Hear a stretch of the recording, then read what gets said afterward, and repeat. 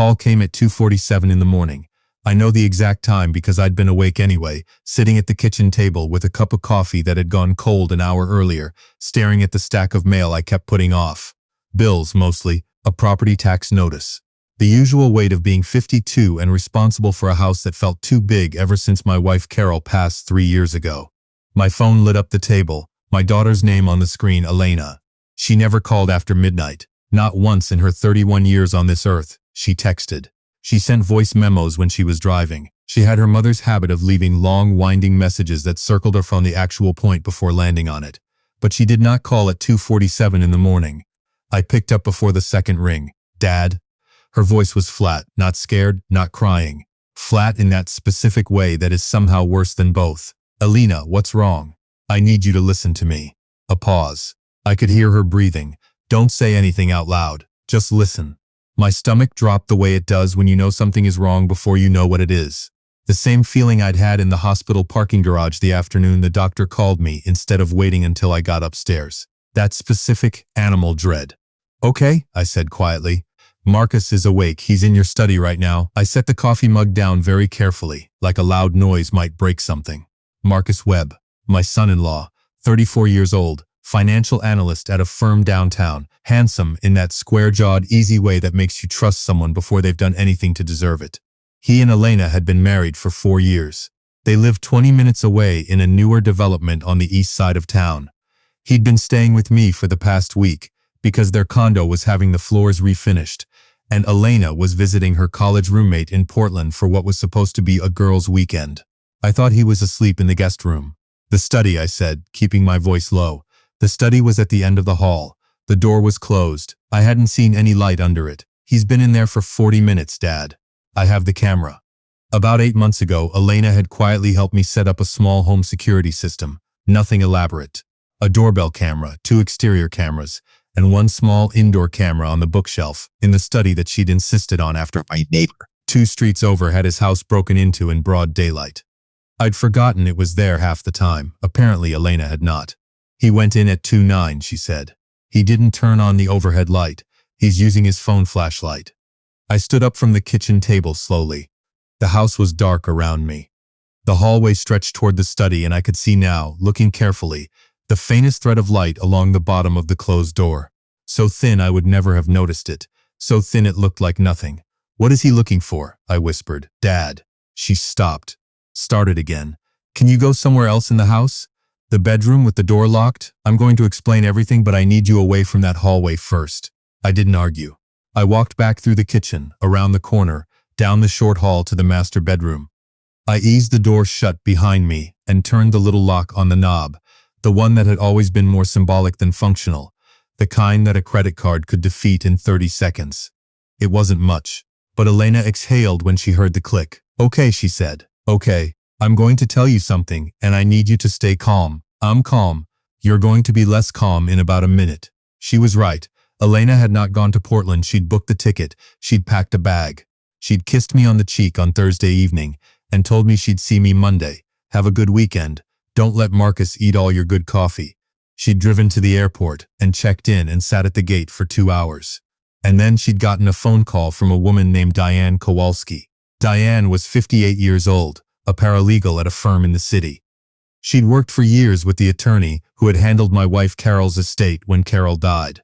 She'd called Elena's cell phone from her personal number because she didn't know what else to do, and she didn't want to use the office line. The reason Diane Kowalski called was this. 2 weeks earlier, she had been filing documents in the records room and found something misfiled. A folder that shouldn't have been there. Inside that folder was a copy of my wife's amended will. Not the version that had gone through probate, but an earlier draft that Carol had revised about 6 months before she died. In that draft, the house had been left entirely to Elena. The final version that went through the estate left the house to both Elena and me jointly, with the understanding that I could live there for the rest of my life, and Elena would inherit my share when I passed. Those were 2 very different documents. Not enormously different in practical terms. Elena and I had never had a single disagreement about the house, and I'd always made clear that everything I had would go to her eventually. But legally, technically, they were different. The amended draft had never been signed. Diane had not thought much about it at the time. A draft was a draft. People changed their wills all the time. What made her pick up the phone and call Elena was what she found underneath that folder. A printout of the property's assessed value, handwritten notes in the margin about home equity loan limits, a scribbled calculation of what a 50% ownership stake in a property of that value would be worth on the open market. And at the bottom of the page, in handwriting that was not Carol's and not the attorney's, a name: Marcus. I sat on the edge of the bed in the dark while my daughter explained the rest. She had not gotten on the plane. She'd called her roommate in Portland, explained there was a family situation, and driven instead to a hotel 12 minutes from my house. She'd been there for 2 days, watching the security camera feed on her phone and trying to decide what to do. She'd watched Marcus move through my house with the particular ease of someone who had studied the layout. She'd watched him check my filing cabinet on Thursday, thumb through folders, put everything back. She'd watched him stand in the kitchen for a long time looking at the built-in desk where I kept important paperwork. She'd watched him, on Friday afternoon while I was grocery shopping, open the wooden box on the bookshelf where Carol used to keep her personal correspondence. None of it was illegal. He was a guest. He had permission to be there. But Elena knew what he was looking for. She'd talked to Diane again. She'd talked to a different attorney, not the firm that had handled the estate. She'd learned something that she said very carefully, like she was reading from notes. If Marcus could establish that Carol's original intent had been for the house to go to Elena alone, and if he could argue that the final amended will had been improperly executed or signed under circumstances that weren't fully voluntary, Carol had been ill by then, and there were 2 months where her cognition had fluctuated, then he might have grounds to challenge the probate. Not strong grounds, not winning grounds probably, but enough grounds to cloud the title. A clouded title on a property worth as much as mine made the house very difficult to refinance, sell, or borrow against, unless you were willing to settle. And settling, in Elena's estimation, was exactly what Marcus was angling for. Not a full ownership claim, not a dramatic courtroom battle, just enough legal pressure that I'd agree to an equity buyout or a refinance that put money in a joint account that Elena and Marcus both controlled. Elena was 31 years old and had her mother's instincts and her mother's patience, and she had spent 2 days in a hotel room figuring out what her husband had been planning. He needs something in writing, she said. Something from the house. Diane thinks there might be a letter. Carol wrote a lot of letters in those last months. If Carol ever wrote anything expressing doubts about the will, or saying she wished she'd done it differently, that could be what he's looking for. I thought about the wooden box on the bookshelf. The box that I had not been able to open since the funeral, the one Elena had moved to the study to keep it safe. There are letters in that box, I said. Silence on the other end. Yeah, Elena said quietly. I know. I want to tell you who Marcus Webb was to me for 4 years before all of this, because it matters. He was the guy who showed up to help me move a refrigerator on a Saturday without being asked. He was the one who noticed my truck needed new tires before I did and scheduled the appointment himself. He came over every Sunday for dinner during the first winter after Carol died because he said Elena was worried about me, and he was too, and I had believed him. I had sat across the dinner table from him and talked about football and the news and the neighborhood, and felt genuinely grateful that my daughter had found someone solid. I liked him. That's the part that took a minute to metabolize, sitting in the dark with my phone pressed against my ear. I had liked him. I had trusted him in the specific, uncomplicated way you trust someone who has never given you a reason not to. And while I was trusting him, he was doing math. I thought about the questions he'd asked over those Sunday dinners. Gentle questions, the kind you don't notice at the time. What year had we bought the house? Did I have a financial advisor? Had I thought about whether the house was too much to maintain alone? He'd framed it as concern. He was good at framing things as concern. I had answered every question. I sat in the dark and breathed. Dad. Elena's voice came back soft. Are you still there? I'm here. I'm so sorry. I should have told you sooner. I just needed to be sure. You're sure now? I'm sure. Then tell me what you need me to do. She had already made calls. The attorney she'd been working with for 2 days was a woman named Patricia Osai, 61 years old, a specialist in estate litigation who'd spent 30 years in this state and knew exactly what a clouded title challenge looked like and exactly how to get ahead of one. Patricia had advised Elena to document everything before confronting Marcus directly. Once he knew they were onto him, anything he hadn't already found harder turned to protect. Elena needed me to do one thing. The wooden box with Carol's letters was in the study, on the second shelf from the top to the left of the window. She needed me to get it out of there before Marcus did. The study where Marcus currently was, with his phone flashlight, in the dark at 3 in the morning. I can't just walk in there, I said. I know, I know, Dad, I know. But if he finds one of those letters before we do, we can't control what he does with it.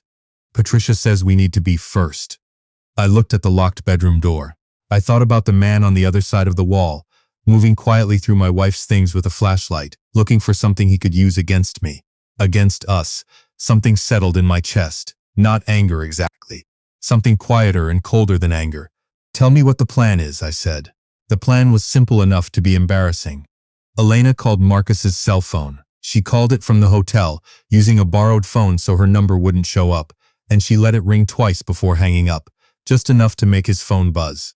Just enough to make him jump in the dark and think about whether someone was trying to reach him and whether he should check it. It took 45 seconds. I heard the study door open. I heard his footsteps go down the hall toward the guest room, then the sound of a door closing. I waited 2 minutes. Then I opened the bedroom door. The hallway was dark and quiet. I moved down it in socks, not turning on any lights, keeping close to the wall out of old habit from a childhood in a house where the floors announced every step. The study door was ajar. I pushed it open and slipped inside and found it by feel.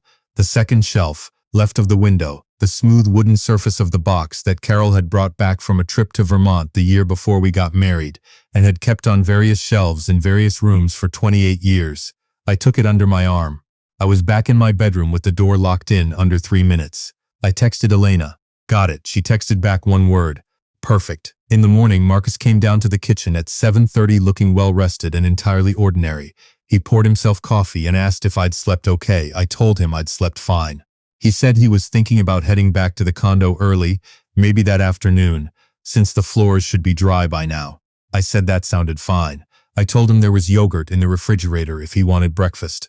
We sat across from each other at the kitchen table, where I had eaten 10,000 meals with my wife, and he drank his coffee, and I drank mine, and I watched him and thought about everything I now knew, and kept my face as neutral as I had ever kept it in my life.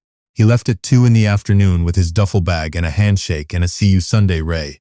I stood in the driveway and watched him drive away. I went back inside and called Elena. What happened next took time. Real legal situations don't resolve in a day, and I want to be honest about that, because I think it matters. Patricia Osi spent 6 weeks building a protective structure around the estate.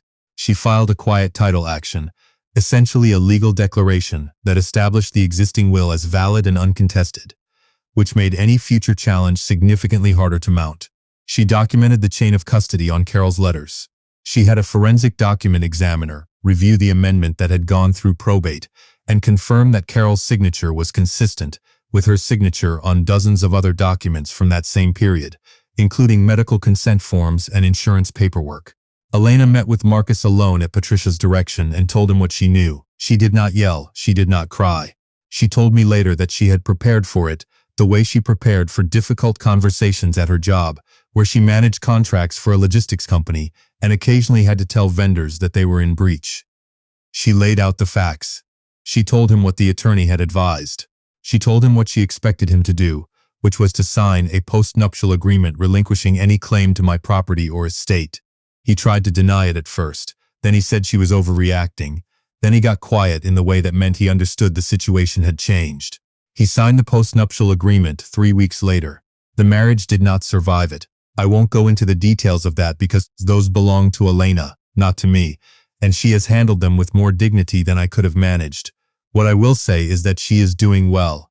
She moved back into the East Side condo once it was sorted out, and she calls me most evenings, and we have dinner on Sundays the way we always did, just the two of us now, which is different from before but not worse. I have cooked a pot roast every third Sunday because Carol's recipe for it was the one thing I learned to do properly in 31 years of marriage, and it turns out it's even better the second day, which is something Carol always said and which I am only now old enough to actually believe. I still have the wooden box. It sits on the second shelf in the study, left of the window, exactly where it has always been. I've opened it twice since that night. The letters inside are what I expected. Carol's handwriting on personal stationery, notes to friends, a few to me, a few that I think were just things she needed to write and never intended to send. Nothing that would have helped Marcus, nothing that would have hurt me. Just the ordinary private record of a person who lived a full life and tried to be honest about it. But I'm glad I got there first. I've thought a lot about the version of events where I stayed in that bedroom and let him find the box before me, where I didn't know about the camera on the shelf, where Elena had gotten on that plane to Portland, and Diane Kowalski had thought twice about making the call and decided it wasn't her business. I've thought about how many small things had to go right, in the right order, to get to the morning where I sat across from a man who had already lost and watched him drink his coffee and say nothing. A woman I'd never met had the integrity to pick up the phone. My daughter had the patience to watch and wait instead of confront before she was ready. And Carol, without knowing it, had raised a daughter exactly stubborn enough and exactly perceptive enough to see a thing for what it was. I don't think Marcus ever understood what he was really up against. He was doing math on a house and a man he thought was aging and distracted and alone. He forgot that when you marry into a family, you don't just marry one person. You marry the whole history of them. Everything they've built, everything they've taught each other, everything they've learned to protect. He forgot that grief doesn't make a family weaker. It makes them watch out for each other more. He found that out the hard way, and I got to be there to watch it happen.